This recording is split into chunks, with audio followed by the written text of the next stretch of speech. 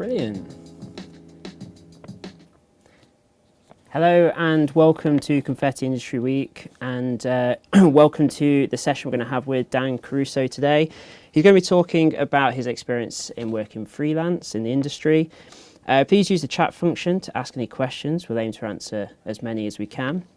And we hope that you enjoyed today's session. And a massive thank you to Dan for taking the time to join us for our 16th Confetti Industry Week.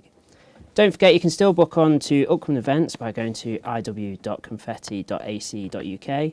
Make sure you sign up using your Confetti or NTU email address. You can also check out previous year's talks and masterclasses on the demand section of the website. As part of Industry Week, we are running a competition where you can win some cool prizes. All you have to do is tag Confetti on Twitter or Instagram using hashtag IW22, sharing your experiences throughout the week. So finally, and if you're currently in your final year of your undergraduate course, it's worth noting that the NTU Employability team are offering extra careers coaching appointments next week to help you get ready for your next steps. Look on the Employability Learning Room for more information.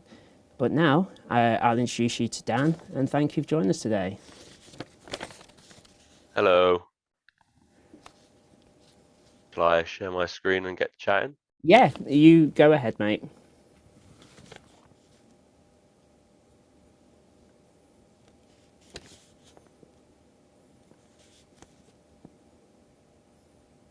All right, can you see that just in case? Yeah, I can see that Okay, perfectly awesome. well, yeah. Okay, so I'm gonna talk today about sort of my process and my journey like through uni and then after uni, and I've kind of done a lot now. So I've done freelance, I've done like working for like a design agency, and then I've done like an actual like job now, which is what I'm currently in. And they're all so different. So I think I'm quite a good person in terms of like, you know, kind of going through each one. So I'll show you some of my work if you haven't seen it already. So I work mainly in vector, well, pretty much all in vector. So these are both they're drawn up on a tablet, and then I go through with a pen and mouse and use the pen tool. I don't know if anyone's got experience with a pen tool, but I will literally spend like a couple of days, 3 or 4 days sometimes on the more detailed ones like this, just clicking away, trying to like accurately go through everything and put in a line, shade and stuff. So it's a time consuming process, but it's the end result's usually worth it. These are some more recent pieces. A lot of my work's kind of floaty in the middle of nowhere, but that's one of the kind of good things about my work in terms of I can just apply it to sort of anything, and if I can apply it to anything, so can clients. So I can make something, and then clients are kind of be like, "Oh, are you using that? Can I like license it or whatever?" And you kind of make your income that way. But I'll talk a bit more about that later. So I'll go through. You can see my work just then, and this is sort of like my work in the second year of uni. I was a bit more along the lines of the sort of Adobe Draw, so that would be on the iPad, a bit more like wobbly, and this was like an anti-Trump campaign project that we had to do, and then we had one on eels, which is a very odd one, but I was kind of also like torn between traditional brush pen, because that was before I started uni. I used the brush pen a lot, and you can kind of see how that's kind of reflected in how I use the digital drawing aspects. And then same again here, I kind of slowly started leaning towards like applying illustrations and ideas to products. And then I did this, which is like an Egyptian project, which again, slowly see the way it's developed to how I do work now. And then this was my final year uni project, which this one actually did really well. It netted me like 80% or something. I got moaned at by all my housemates for working too hard on this, but the end result was amazing. So if any of you have Behance, this is kind of what kicked off my career basically, and all my commission work, because it got featured and it was on the homepage. So I had loads of people contacting me, regarding this, and I even had the official Olympics agency or whatever, and they contacted me like, "Oh, please don't use our logo because we don't want it to affect our relationships with our brands that we actually sponsor." So the Olympics didn't actually sponsor Nike, and they were like, "Can you remove all the logos from all of it?" And I was like, "Oh, brilliant!" So I had to remove all the logos and like just have it without and changed it slightly just for online viewing. But to be told by the Olympics agency like this kind of looks too real and we don't want it to kind of look bad on all our other sports sponsors, it's pretty good achievement, even if it is for like a negative reason.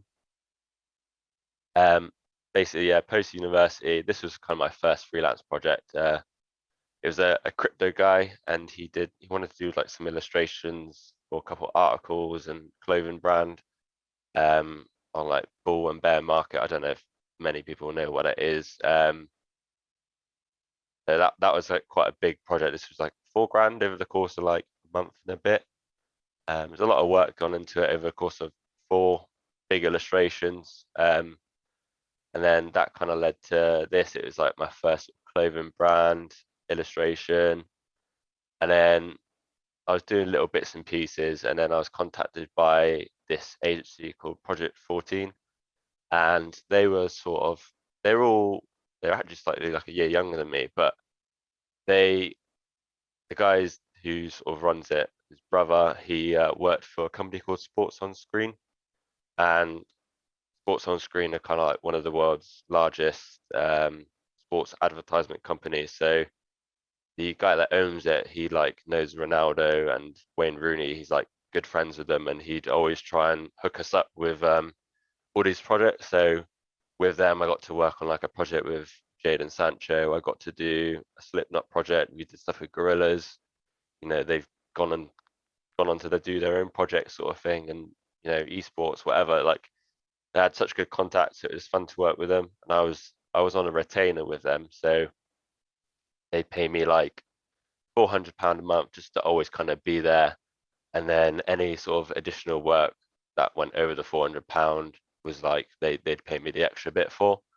And I worked with them for 2 years probably. And then alongside that, I was still doing my own freelance projects and stuff. But we don't work together anymore because I just got a job now. But like they still contact me every now and then if they want help on a project. Like we're still on good terms, and it's just a good sort of networking thing to still be in contact with them. And this is another one of the projects we worked on them. The brand called the brand's called Kit Lab, but they had this side project called Boot Lab, and then basically I'd work with the 3D artist and make a poster around these custom football boots. So on the left one, it was like they had this idea with like a snakeskin boot that would kind of glow in the dark magma sort of thing. This was kind of early days, and it was all very, I don't know, not as refined as my work is now, but still pretty interesting. And I think one of the benefits of working with an agency is kind of learning those like varied sort of styles and looks. I tend to play it safe now, and with the brand I'm working with, we always go for a similar sort of thing, just because it sells well. But working with an agency, you're kind of like going to adapt to different projects constantly. Whereas now I work on helmets, and we know sort of helmets with teeth and like aggressive things on them sell really well, so we always kind of stick to that. But this is like completely different. Like you work on different styles, different ideas, different themes. It's much more varied working with an agency. Yeah, so like on the left, Jadon Sancho project. This was for his FIFA, like something to do with FIFA. I can't remember anymore, but he's basically having like a launch party for FIFA 2020 or 2021. So overnight, my team they went and filmed loads of stuff till like 2 in the morning. Had to go back to the studio. Let me know like at like 7, 8 a.m. what to kind of do, like make a little edit or like a couple frames for the project. And this was the frame we made. It was in the sort of like a rough like copy of the style for the game's branding. And that's just like kind of sort of really rushed down timelines you might be dealing with at an agency. It's a lot of stress basically. But yeah, they didn't get any sleep till like 12 until the video was fully edited, and then it had to go out that same day after the recording. So there was a lot of work involved. And then the Slipknot project was basically an AR project. So these were like the logos for each mask, sorry. So you tap on what mask you wanted, and it would create like a 3D version of that mask on your face. So it was like basically like your Snapchat filters, your Instagram filters sort of thing. But that was one of the things, is like I never really did logos, and I noticed a lot of people ask for logos, even though you're an illustrator, you're not a graphic designer, they ask for logos. So I kind of learned to do logos, mascots, like a simpler sort of style, because it's come in handy like for here, but I'll go through that a bit more as well. A lot of the time where we were kind of new, like as like a group, we would always have the contacts, we'd make loads of stuff, we'd pitch what we've made to the contacts. So I would do like an illustration, 3D artists would do some 3D stuff, and then it would all be like compiled together in a video. Then we'd pitch it, and then, sorry for the really crusty screenshot, but we'd like pitch it, and then later on, once you've kind of proven themselves, like, okay, we'll actually send like a project your way. And then it led to another AR project with Pink Floyd. I believe it's for an anniversary of one of their albums. I can't remember which one. But that was a while ago. And then a lot of the time I'd be making on the side, like kind of just random illustrations and stuff, and all my stuff from uni that you saw like people were interested in it. So I'll go through, basically you can make work, and then some people might see it and actually want to buy it and use it for their products. So I think it's always good to get in a habit of, even if you're not, full to the brim of freelance work, like I wasn't, and that was with like a massive boost to kind of my social medias. Like I immediately got like 5k followers on Behance, which is quite a lot for Behance. I think it's a smaller platform than Instagram. So you're not going to get work all the time, which is why it's good to kind of have like side hustles sort of thing, like an actual job. Like I worked behind a bar for maybe a year and a half, just in the evenings and stuff, and I work in the day on all my freelance work. So you kind of got to keep your head down. But yeah, just make stuff. All my uni work that I showed you kind of led to other stuff. So one project was to color the artwork and put it on the side for like a custom arcade machine. And then one guy saw it and said, oh, I want to make a project. I kind of want something very similar to that illustration you did here, same style, but at like a different angle, and I want a drag and white sort of thing. And you can license those projects again to different people. So if you want to do a license for, say, like a year's time, like once that year runs out, that illustration you can license to other people again. So I license, say, this illustration on the left to a skateboard company, and they use it for as long as they need, sort of thing. They produce it, and then once they stop selling it, they don't sell it again. So I can then license it for, like, say, t-shirts or like another brand's like project, basically. So once that license is up, you can reuse it for something else. So again, this poster on the right, it was for like a festival, and then now I'm licensing it on mouse mats and like computer parts, so sort of graphics card covers and things like that. And then you saw this earlier on. So this is a band. They're like a heavy metal band, but they have like a slight Egyptian kind of sound to them. Like you can imagine like your typical Egyptian kind of music playing around in like a film or something. They kind of got like that within their metal. So it's weird, but it kind of works. So I'd go back, improve the illustrations for them, and then license it to them, and they can use it on their merch, sort of thing. Yeah, I touched on this earlier, but I began focusing on personal work, because I think personal work is the best way to improve. You get experience with freelance projects, but not all the time get to like push your work as far as possible.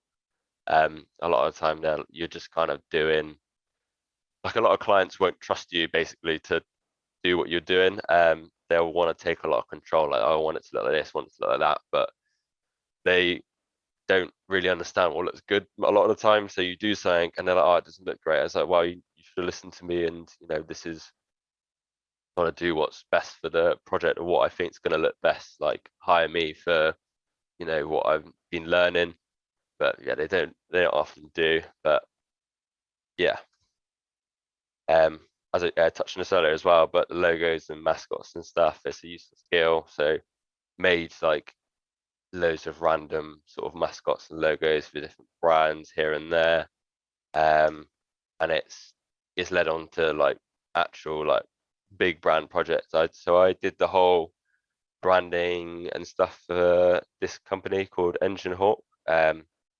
They're basically like a sister company to the company I work for. But before I started working for them, this was just a thought. So when I was not hired, but I was working freelance for the company I work for, Rock, and we worked on some projects, and then, oh, this is like going really well together. Can we try doing this project freelance? And so we worked on this Engine Hook project. So I did the full branding, did the logo, even did all the initial sketches for the jackets and logo positions and all the things like that. This was like a month of work almost, like maybe 3 weeks minimum. I can't really remember. It's quite a while ago, but again, they're like a big company. They've pushed loads of followers into the brand. They have so much money for ad orders and things like that. So yeah, these are typical projects I work for. Now it's mostly helmets, but on my weekends and my evenings are cramming work. So this on the top left, this is all from the same guy. His company, he just does pre-workouts, but he likes artwork. So we've got quite a good working relationship now. So we worked on quite a few projects over the years. So yeah, the top left one was an illustration that was just one of my personal kind of experimental things that I wanted to just get out on Instagram, on my socials. And he saw that and he loved it. And so he commissioned me to like put it on like a label or something for him. And then it sold well. And he's like, can we do the same style of illustration, same angle, but with a pit bull this time? And then he's seen some of my other work. He's like, oh, can I license that? And now he's doing another sort of custom from scratch commission at the moment. This is a sketch from what we're currently working on. It's a bit rough on the sort of position and stuff, but you kind of get the idea of how he wants the label to look. I work a little bit on sort of like t-shirts and stuff. Clothing's not too frequent, but in this case it was a jersey for a brand called the Concept Club. So they kind of do loads of like Chinese, Asian inspired style graphics on their jerseys. So they'll get like a Nike jersey, they'll apply a pattern to it and like an illustration with their brand. There's some weird kind of legalities behind it, but they keep in contact with Nike to make sure they're not doing anything kind of illegal behind it by using Nike's products. There's a bit of a weird kind of area, but on the top right is one illustration that I just did for personal project again. Licensed it for my mouse mats again, and the graphics card cover. These are swappable denim jacket artwork. So it's almost like a zip. So you could buy the jacket and then you buy different pieces of artwork, and then you can slip the artwork in the jacket. So you could basically have one jacket with multiple pieces of artwork. So there's loads of interesting like random things that come through. So again, another personal project on the left, which was just purely experimental. I wanted to do like a big project, like my end of uni one, in my sort of free time.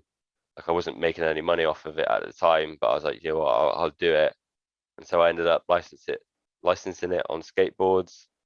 And then with work, they were like, we need some like really good helmet designs for our new range, and we don't feel like what we've currently got strong enough. So I was like, oh, okay, what can I quickly see what we can do? Yeah, so I just popped these on for the helmets, and I got them behind me. I can get one in maybe a little bit later. And so yeah, so they gave me like a bonus basically for letting them use these two artworks. So, you know, don't don't worry about work being done in vain. Like some things will, but also like I could say some of these things like I've made like hundreds, like sometimes thousands of pounds off like licensing artwork just that I've made in my free time, and I'm like, oh, okay, like passive generating income like over the years, which is why I'm very happy to just, I don't really care now. I will just make some personal work if I have to. Like most of the time, I'm too busy with commission and like my job now, but for a time it was completely worth it. Whereas a lot of people a lot of people on my course just don't make anything anymore. And I'm like, well, what's stopping you? Like that's kind of slowed down any sort of progress you could have made. Um, like I know some people just don't do anything, and every now and then, like they'll get like a really good commission. Like, well, it's because you don't make anything. Like people are seeing your work, and there's always going to be someone that wants to use it for something. And if you can show that your work looks good on a product, then people will want to use it and want to use it for their brand. So like, yeah, just I would say don't be afraid to kind of mock things up and show off and make projects in your own time, sort of thing, because it is a good way for exposure as well as potential income.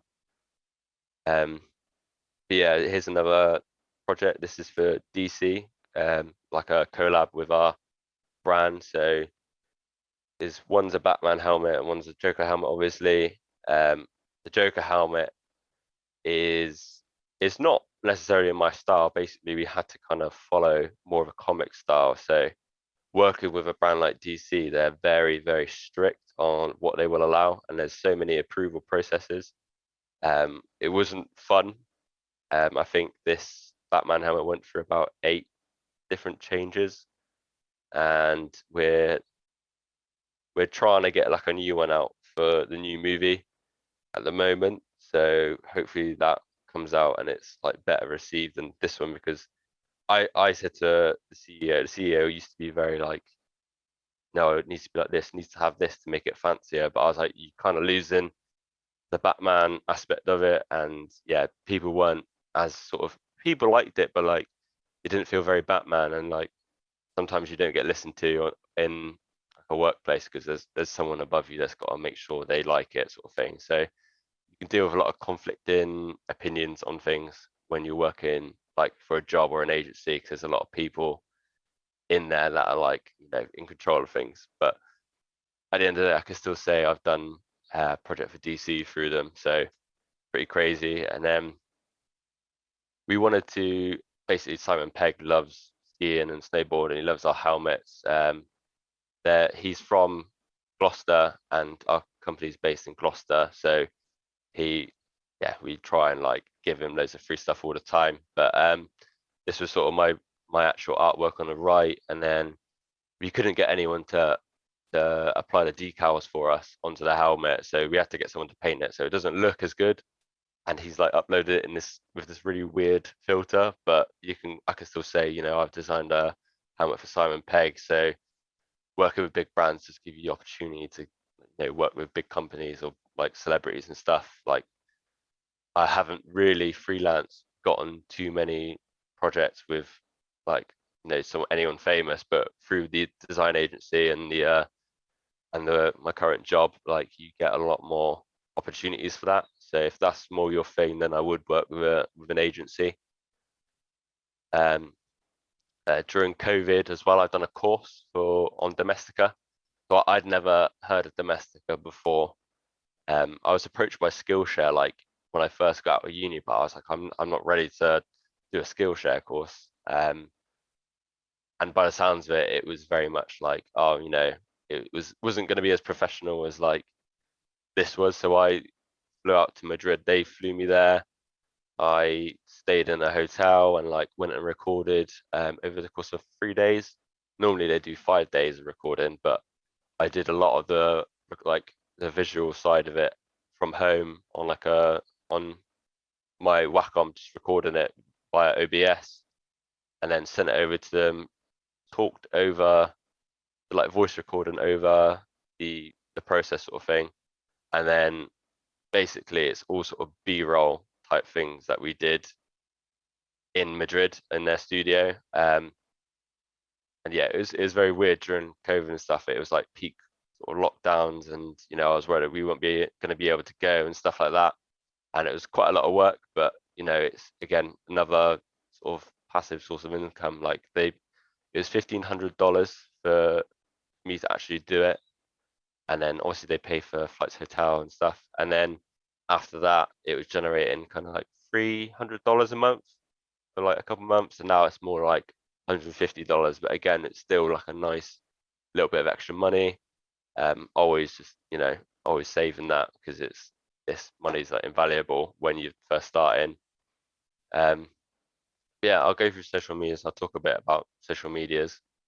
So I am a bit of a lazy bum when it comes to the sort of social media side at the moment. I just, when you get so engrossed in it for a time and then all of a sudden you're kind of done with it, basically it's just basically burnout. Don't get too obsessed with it. Just do your work, focus on your work. That's what's important. Upload it, and then keep doing the hashtags, and eventually the right people see it. Things will blow up. Important things just to keep at it. And I would say you could either take the approach of I'm only going to upload my best work, so my feed is immaculate, or I'm just going to upload everything, and like you could take either approach. I kind of was like, I need to upload everything, and now I'm like, I'm just going to upload something good when I've got it, because it's a lot of energy to waste, I find now. I mean, I like talking to people, but like you get a lot of messages, a lot of comments and things like that, and I'm already trying to deal with client work, I'm trying to deal with my job. I've not long got a dog, got a house with bills, and got to clean it and things like that. Is life's very busy. So just put your focus in the right place. Like there's not going to be any harm in kind of not networking with people later on, but to start with, definitely network, gain friends and stuff. Like I've got good friends from like 2 years ago now that I've never met them in person, but just the other creatives that we speak to, and you network. They always support your work, you support theirs, sort of thing, and your followers bounce off each other, sort of thing. So definitely network. Don't be like me. Don't be lazy. I'm just a busy person, and I take too much work on, so I don't have enough time to focus on my social side of thing. Yeah, that's Behance. Behance is an important one because you can get features and stuff like that, and features will net you like 5,000 views, 10,000 views on a project. And then Instagram, I've barely been doing anything on Instagram, and my followers have like doubled in like a couple of months for some reason. That's the thing. Sometimes it can be luck of the draw.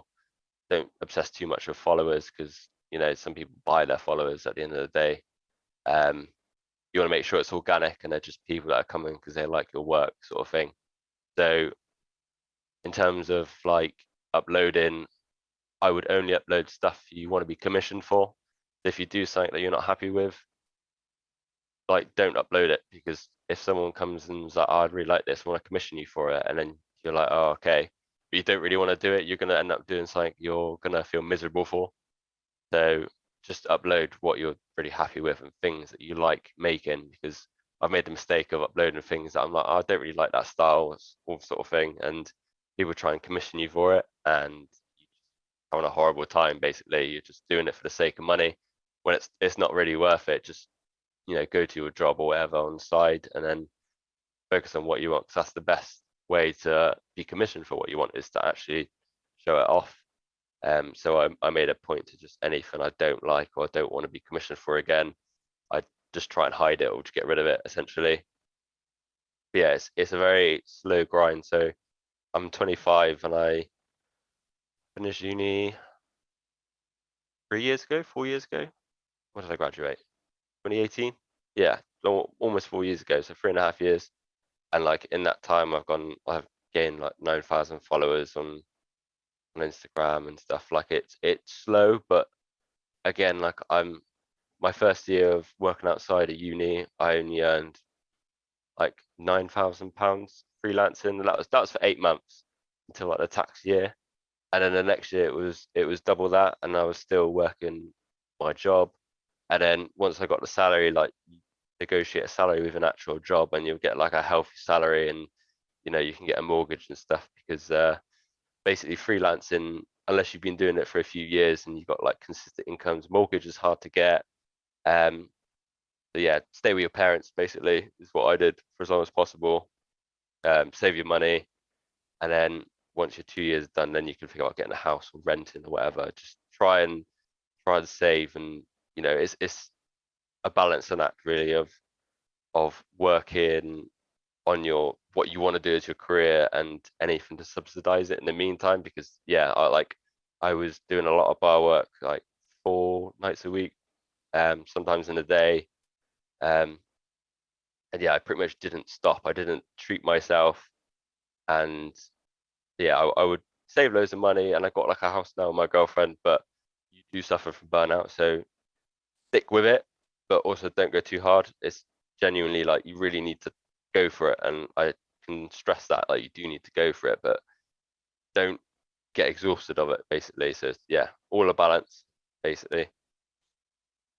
And yeah, these are some current projects. So you saw the sketch earlier, of the pre-workout packaging. He basically wants like a samurai helmet on the front, and then I'm working on some Egyptian themed illustrations again. You can just see a bit of my process here. So on the right, just a sketch sort of thing that I've done, and then I'll go over it, clicking away with a pen tool, and that's how I make it. It's taking me like maybe a day and a half to just get the outlines on this one illustration. So yeah, everything's very time consuming basically, but it's not all doom and gloom. Is fantastic, like to be doing what you love, but just know it's not easy, not at all. uh, Stroke of luck can be very helpful, which is how I found kicked me off. It was like a stroke of luck, like, oh, this is going really well, and it kind of makes you motivated to do more. So just kind of keep hold of what's motivating you at the time, basically. But yeah, happy to go for any questions now. Brilliant. Yeah, am I back on? Okay, so if we've got any questions, please feel free to pop them in the chat for Dan if anybody's got anything. But I'll probably start off. You've got quite a distinctive style, Dan, in the work that you do. What are some of the influences that pushed you into this particular style and pushed you to want to be an illustrator? Well, when I was younger, my brother, well, he's like 11 years older than me, but he was really good at drawing, and I always just used to see his drawings when I was younger, and I was like, okay, I want to do that. So I got quite good at drawing from a young age. But although he's gone into architecture, he's like a really good architect now. But kind of seeing that was what my initial spur was. And then during college, I was doing graphic design and art, and I was like, I don't really know where I want to be. And then I was like, okay, illustration is kind of the merge between the two of them, and which is why I went on to do illustration at uni. And then the first 2 years, I was kind of like, I don't know, I wasn't as motivated. And then third year, I had a bit of a switch in mindset, and I was like, wow, I really want to do this as my career. I actually enjoy doing it, and I enjoy the reactions that people get. I'm like, oh yeah, this product is really good. That's really good, sort of thing. I like it. I like that. And yeah, just seeing loads of artists, I think I kind of flooded my Instagram with like artists that like inspired me and stuff. But it can get a bit daunting because you're like, how many years is it going to take me to get as good as these people, sort of thing. But they're also your driving force. So have those people that are like, I want to be as good as that person, as good as that person, or like this style, I just love it. I'm really into this style kind of thing. I kind of want to do something along those lines. Just kind of expose yourself, and always have like your motivations in front of you. That's kind of what helped me. So I just follow loads of like Japanese tattoo artists and things like that, and like other vector artists. And yeah, just I've got this book on a brand called NE40, and Yeah. have you heard of them? Yeah, I have. Yeah, they've Yeah, done some commissions for, is it Forest Green Rovers, the football yeah, team as well? Yeah. yeah. So they were pretty much like when I first got Instagram, they were like first people I follow. I got like 14 of their t-shirts from like different artists. But yeah, I love this kind of digital style sort of thing, and I always kind of just developed it from there. I was like university and college were like pushing me away from going the digital side of it. I was like, why am I being pushed away from it? This is what I want to do. But yeah, just stick with what you like most, because yeah, that's what is gonna bring the most joy out of it, and probably only the most money because you're most motivated to do it, basically. No, perfect. We've got a question here from Lexi who's just said, what's your usual process with your illustrative work and how long do pieces take on average? Really cool stuff, by the way, added at the end. Oh, thank you. So basically, I'll do, if it's for a client, I'll do some rough sort of sketches, kind of get a feel for the shapes that I want, basically, and then once I got a feel, like I got like a rough kind of idea of what I want whatever I'm drawing is to look like, I'll go over it again and refine it, and then probably go over it again and refine it again until eventually, basically, all I'm essentially doing is drawing what I want to see when I vector it. So when I get onto Adobe Illustrator, all I need to do is essentially trace that bit of what I've drawn, basically, and then after that I can color it. So yeah, it's quite lengthy and it's a lot of sketching, it's a lot of everything, but it's it's the only thing basically I couldn't get on with, like brushes and things like that. I had to like have the utmost control. So the sacrifice of that is it, although it does look really good, like at the average piece, I can, if I really go for it, I can get something done in 3 days, but like anything really complicated can take me like 5 or 6 days just on a single piece. So yeah, if your work's taking that long, you do need to charge accordingly for it. I just started with I wasn't giving myself the credit. I wasn't charging enough for how long things were taking, and now I'm just like, I'm not going to take on this project unless you know it's going to be worth me spending 4 or 5 days on this piece of work. No, good answer, good answer. My next point I was going to ask was, when you first started out doing freelance, did you reach out to brands themselves first or did you wait for them to come to you? I always had the mindset that I need to be good enough for brands to approach me. I did try like approaching a couple of brands. I approached a few bands for like if they want any merch or anything, but it just didn't get anywhere. So I just was like, I need to just keep posting stuff. I need to get the right people to see me.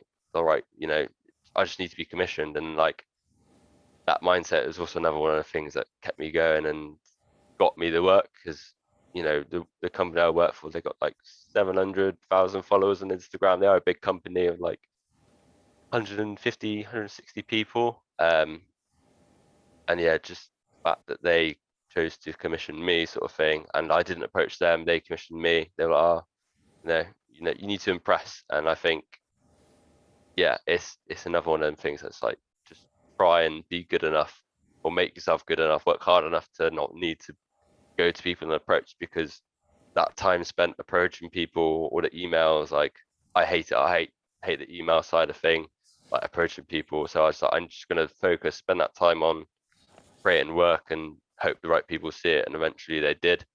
Um, so yeah, that's how I approached it. I know a lot of people approach it differently, and they will go to like agencies that they'll have an agent, and the agent will approach people for them. But I just thought, I need to improve. I want to get as good as these people, and if I'm gonna get as good as these people, I need to just go for it. I need to spend the time doing it rather than sitting and typing emails to try and work with clients, basically.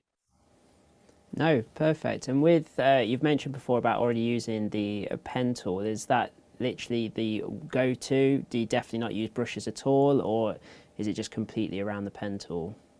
it's completely around the pen tool now. Like I'll only use the brush tool for like extremely like rare cases where I'm just like I just need to be very quick with like an extra sort of few effects or anything on the artwork. Like if I want to add some like splatters and texture, maybe I'll just quickly get a brush and apply it on top of the brush, use like an overlay effect or anything like that. For the most part, it is just the pen tool. No, brilliant. And obviously, it gives quite a unique style, which you've mentioned before. When was it? So you've mentioned you looked at like NE40, you looked at a lot of other things growing up. When was it that you decided this is my style, this is the one I'm going to take forward? Um, it was probably in the third year of uni because I kind of first year and second year I kind of having like an existential crisis of like what my style is going to be. Like I was just arguing myself and I was trying all these different things and I just no, I didn't feel like I began to excel in any of them. And then once I did, I can't remember what project it was. I think it was you might have seen it earlier. You might have noticed it. It was like a lion on a beer bottle, Yeah, and that was like the kind of first sort of thing in style that I'm going for currently that I did. And I was like, oh, actually, that I quite like this. But it was nowhere near where I wanted it to be right now. But like that was kind of the moment. Was like, oh, actually, that really works. I quite like having something that I can then it's really symmetrical, it's really solidified, and I can just work the branding around the illustration rather than have the illustration work to the branding sort of thing. And I think that's how I kind of gone for that. Like I like drawing what I draw in. I like to like illustrate what I do. So I need to do that and whatever I kind of did it backwards. So I work with what I want and then that's kind of led me to work with the brands that I want sort of thing. So I just did what I liked, what I felt best, and yeah, that's what leads me to working with the brands that I do. Is that's what people think it suits essentially. no, perfect. And obviously, you do have quite a big following at the moment as well with using your Behance account and Instagram. You mentioned about growing them organically. Is there something that you did to help grow that? Because obviously, I know you've done the part on Behance about the Japanese gods as well. Was that something that you'd recommend for, say, future illustrators or designers to go down that same route? Yeah, I would literally just upload as many things as you can on Behance, and the important thing is to make your work look like it should be able to go on like a product because if Yeah, it's not going to go on a product, how are you going to sell it? Like, I mean, there's different cases for like editorial sort of illustration, like put your work in like a mocked up newspaper or on a book and things like that. Like put it on the products you think best appropriate for your work. Um, and I think that's what helps you gain followers because knowing that the right people are seeing it, they will share it between other, people. And I think sharing work is the most important thing. So if you get your work shared by like someone with, 100,000 followers, that will net you like maybe a couple hundred followers. That's a pretty big one. Is just to get the right people to share it, but also it's not easy. But you do need to sort of tag them and things. You just need to target people. Um, yeah, just get it. So sticker pages, share your stickers, send them some stickers or tag them and like hashtag to oblivion. Like this, what you need to do is hashtag because that's what got me like loads of likes and some random pieces. Like I've uploaded something recently and it got 18,000 likes. And it was really odd because it was just out of nowhere. It like stopped at like 900 likes and couple of days later, I checked and it had like a couple thousand, and the hashtags and people sharing it. It just kept going and going and going. So every now and then you'll have something that's just you'll call it like a banger upload sort of thing, and you're like, whoa, this has done really well, and it will get you loads of followers and those people coming to you like, oh, I like this, and I think one guy saw it and he even just went and got it tattooed on his arm. I was like, oh, okay. that's Didn't pretty even like impressive. ask me. He just like went for it. So No, that's brilliant. I've got one from Ben who's just asking, is there any tips for freelance prices? Yeah, so we were always told try get £200 a day. And this was on our course leader. Course leader, he was a very smart guy. I didn't do that initially because I was like, I don't feel good enough to justify charging that. So I was charging like £120 a day to start with, but don't try not to do that because people will haggle down the prices, and I probably wouldn't, unless you're desperate for the money, I probably wouldn't take prices like do anything for lower than that. Um, but if you're working on like a by license basis, so you want to work things out like, oh, I've got this illustration and they want to use it for this. So if they, have like 1,000 followers on Instagram, you can't charge them a lot because they're probably not going to make much money off that. But if say they have like 100,000 followers, they're probably making a good amount of money off their work. So you say like, oh, you want to license it, so I will charge, an extra £200 because of your brand size. Oh, you want to use it for 3 years, I'll charge an extra so and so amount. And you need to, it's very much like you can adjust accordingly. So normally I just do a day rate and then like a license fee for custom artworks, but just, yeah, do whatever you feel is worth your time to put into it. So, and also each year up your prices every single year you do it, because I never realized how bad inflation was until recently. And bills and stuff, now that I pay bills, I'm like, oh crap, like everything's going up, so you need to charge more constantly. Everything's going expensive. So yeah, do not be afraid to just be like, yeah, £200 a day, this is going to take me 2 days, so this, that and the other. Like, especially if you're a fast worker, like some people work really quickly. um so like you might end up shafting yourself. Like if you work quickly, that's to your advantage. Like if someone needs, I need this by the end of the week, blah blah blah, you can be like, oh well, I got current projects on, I'm gonna have to charge like an extra amount. Like just do it accordingly to how you feel. Don't undersell yourself. And I would say charge whatever you find most comfortable, because some people could be like, oh no, and you've lost that commission, but can't can't agree to everything. So start off with what you feel comfortable. I'd say like go £150 a day, and if that's working, if people are happy to do it, then just up it and then keep upping it just constantly. As you improve, your prices should go up as well, essentially. No, good advice. It should reflect in, obviously, inflation is a horrible beast that we have to put up with. So that's a good point. I've got a question from Lizzie. It says, do you think it's important to have your own distinct style? Not necessarily, because there's millions of creators out there, and I don't feel like mine's particularly unique. Like even if I were to copy someone else's style, it's like mine's always gonna have my own unique look. I'm not, you're not tracing someone else's work. As long as you're not doing that, then you're fine. But there's so many people out there, you're always gonna have something that's slightly similar, and you're always gonna have your inspirations that kind of reflect into your work. So don't sometimes you can give yourself imposter syndrome, like, oh, I don't deserve this, like I've been too inspired by this person or that person.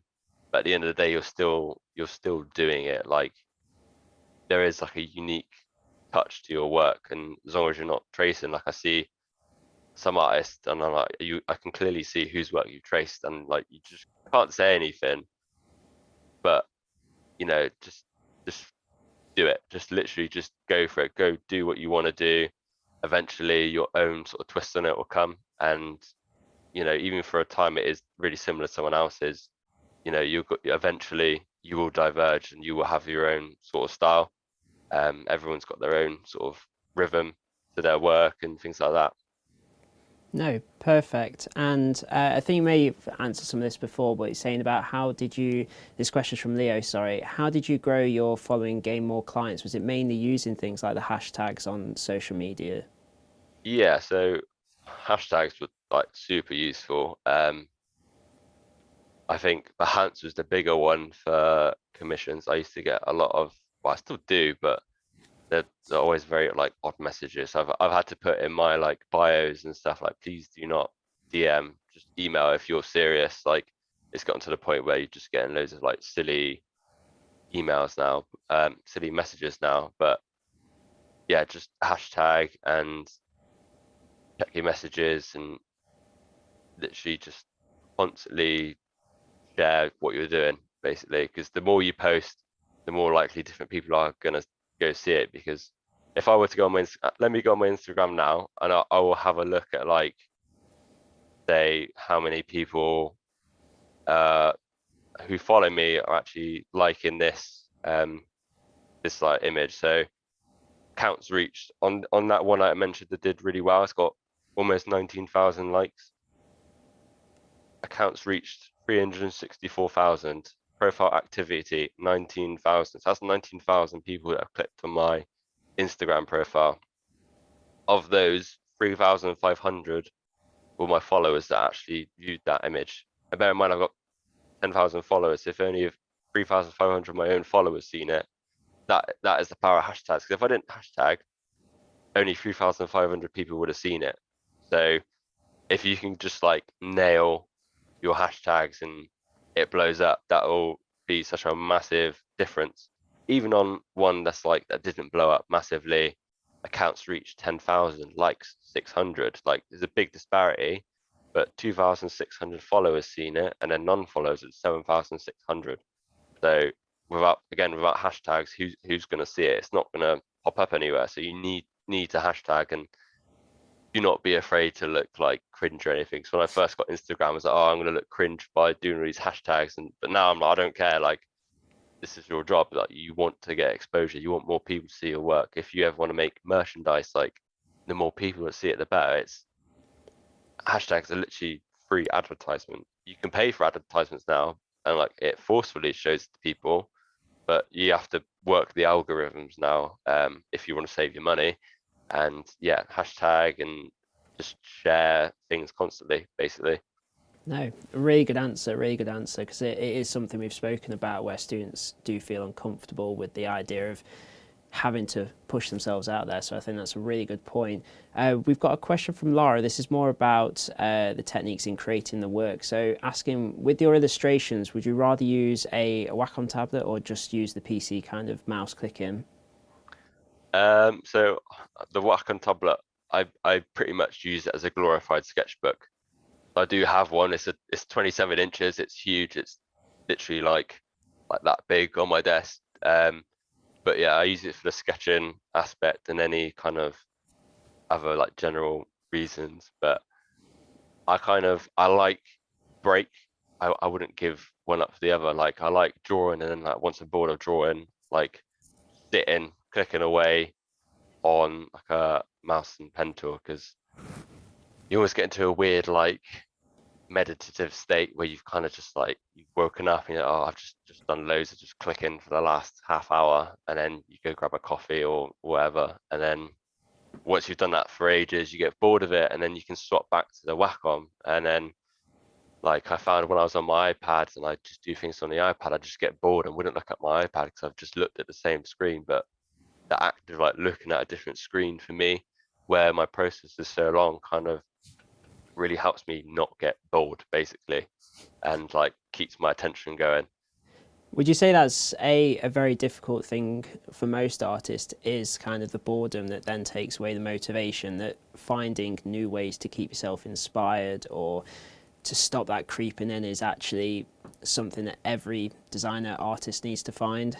Yeah, definitely. Like at one point, I was working on my iPad solely, and I can't do this. I had to like get out an actual bit of pencil and paper, and I for ages I started using pencil and paper again. And now I've stopped using pencil and paper, and I'm on the Wacom, and like I'll probably change at some point. But like if you feel like what you're doing, you just getting bored of it, just be like, oh, I want to do something else. Just do something else, and you it's a good way to like create slight variations is how you draw, because I draw differently on an iPad, how I draw differently on like a Wacom. Like I find a Wacom screen is a lot grippier, and it feels, I don't know, like the nib is completely different to on an iPad. Like the A lot iPad, more friction, isn't there? yeah, Yeah. like iPad's so smooth, I just couldn't. I don't know, like my lines were completely different. Um, but yeah, just do different things every now and then because it will just refresh you basically. Okay, and just got a message from Jack here. Have you ever included photography in your illustrative work?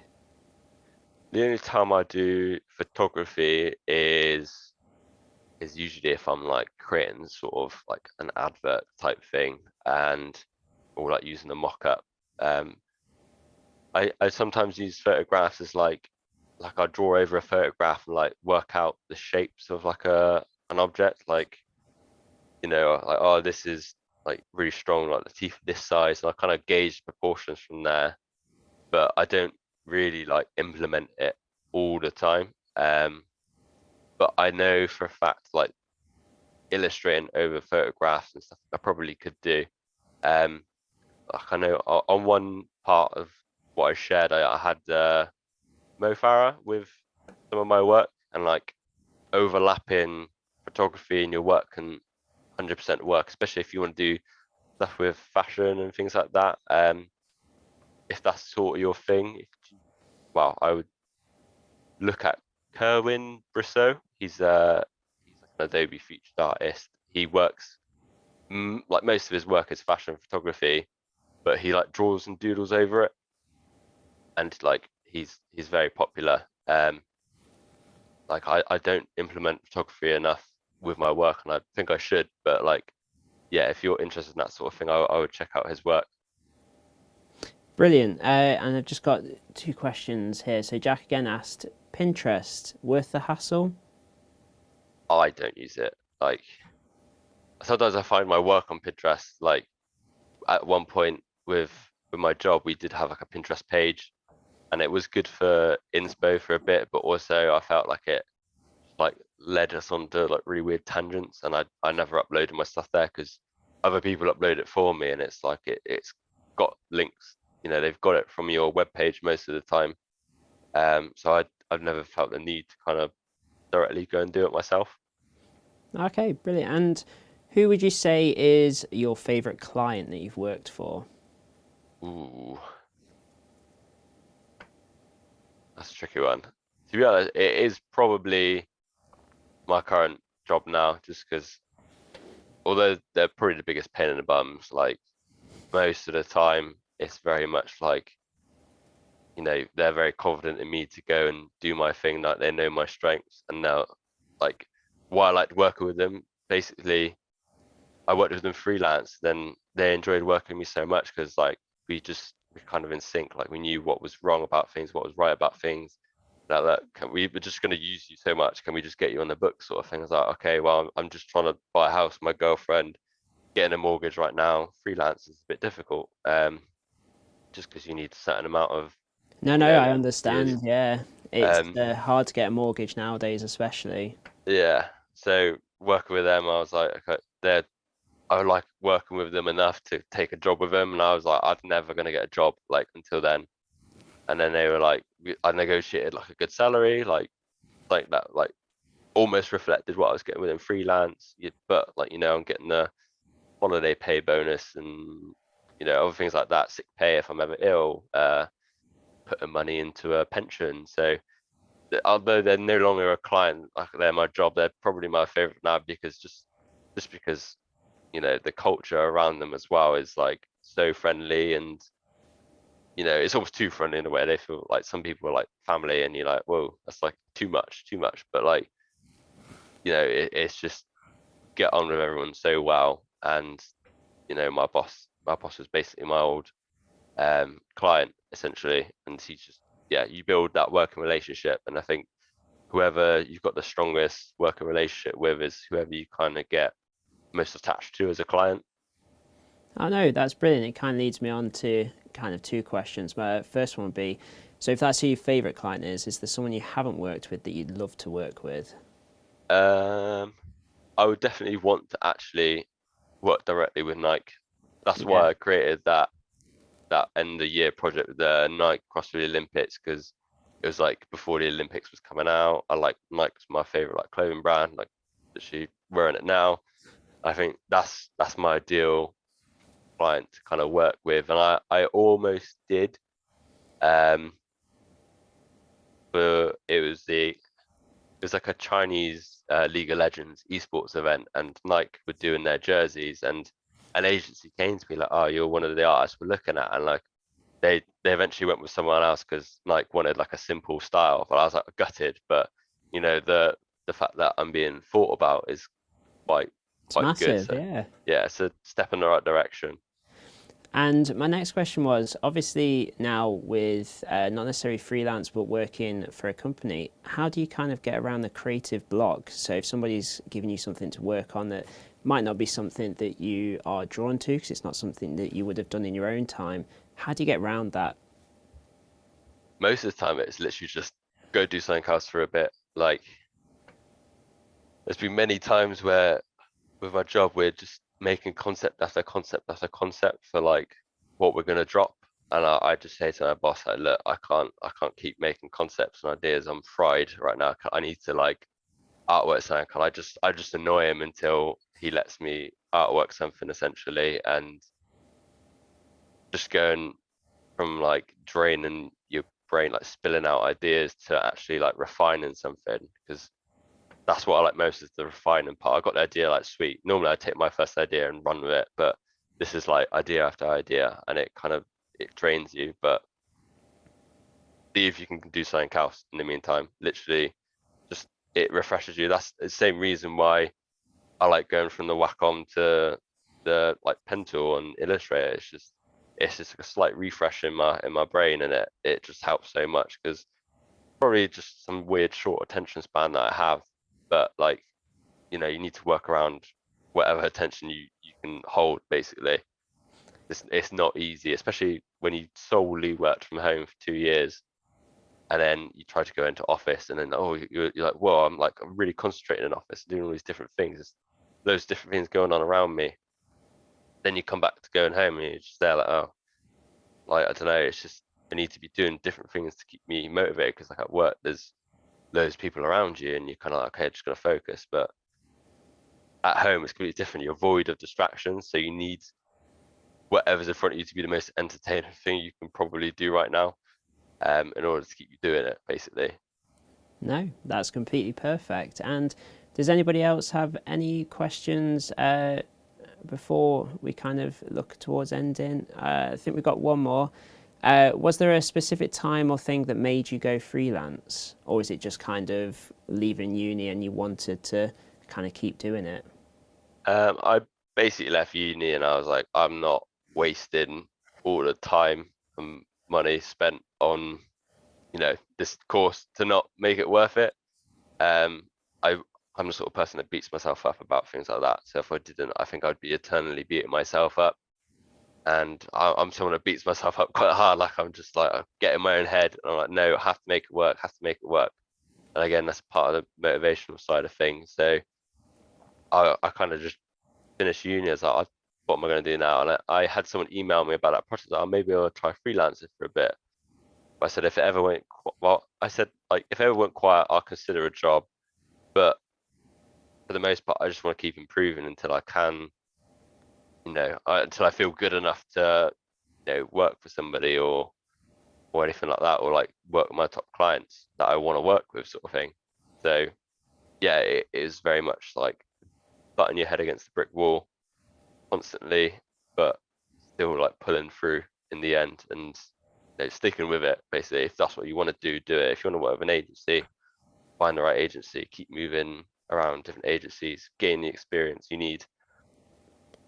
No, brilliant. And just next question is, if you were to, we have an age range of students from kind of 16 to some university students in the talk at the moment.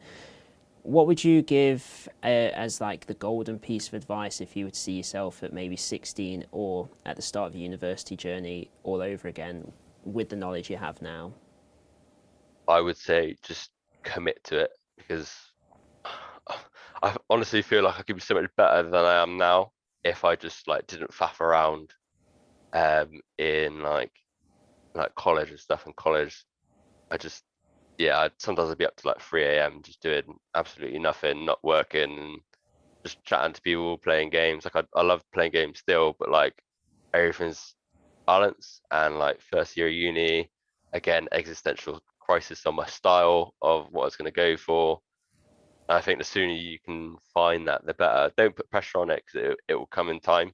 But like, just motivate. If it is what you want to do and you know it, then stick with it. And you have to go for it. You have to commit. You have to do it in your free time when you can. And as long as you're balancing it out with like happiness and doing things you find really fun as well, like you will just eventually get there as long as you keep doing it. That's literally what it takes is time. Like some people it comes faster than others, but I think time is just a massive factor. No, brilliant. And I suppose final roll call, see if anybody has any questions. And I think we might have just the one more. Have you ever considered 3D or any other software apart from maybe what Adobe do? I did consider 3D at one point because he's quite a famous artist now, actually. I followed him when I finished uni and I spoke to him. He's an artist called Bill Ellis. He actually went to the same uni as me, but like 8-7 years prior, and he did loads of digital art, and I just saw what he was doing and got this like almost renaissance-y kind of like loads of skulls, gold, demons, things like that. And I was like, oh, this is crazy. And like I was like, what if I could just sculpt the things I like doing, and I get so much more use out of it. Basically, I can reuse, like a skull for something or this, that, and the other. And I really considered 3D at one point. I just saw like the amount of potential with 3D. But I also tried 3D, and I was like, I don't think I have the sort of kind of mental scope to work in the 3D space. Like I'm very much a 2D focused person basically, and I didn't think it was for me. And in terms of Adobe stuff, I've tried the other programs, but I think where I got so used to it, like when I was younger, I used to make like a YouTube video, and I was constantly making like YouTube video banners at like 12, 13. So I was like really good at Photoshop. And then I think I just got so used to it. I tried using like GIMP or Corel Draw, and I just I don't know. I think I just stuck with it purely because the keyboard shortcuts. Like a Mainly like, personal preference kind of thing. yeah, pretty Yeah. much. No, that's perfect. Well, I think that's all the questions. Just to kind of say thank you, Dan, for talking to us today. Been really appreciated. And Right. I believe I may just have a couple of things just to end with at the end, just to say thank you again for sharing your valuable insight with us. But whilst the students leave the session, are you okay still to hold on for a couple of questions if that's all right? Yeah, of course. I Perfect. just saw someone wanted to see the helmets. Hang on, I'll quickly grab them. Okay.